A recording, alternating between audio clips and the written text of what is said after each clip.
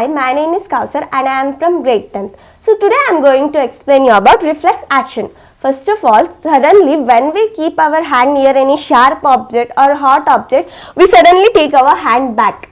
So how this happened, like which transfers the message? So this happened just because of reflex action.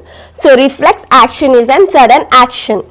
I am going to show you a pathway of reflex action.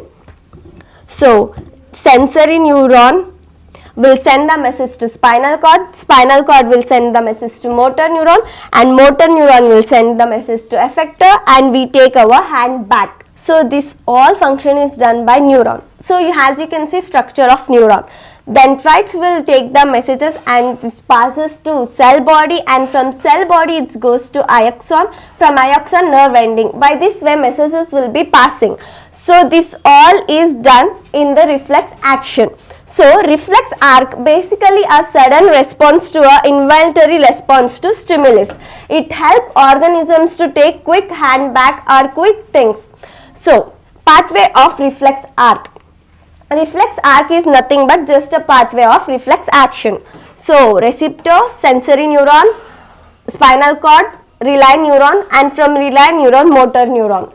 So this all functions just occur in only spinal cord. It will be not in brain. Why?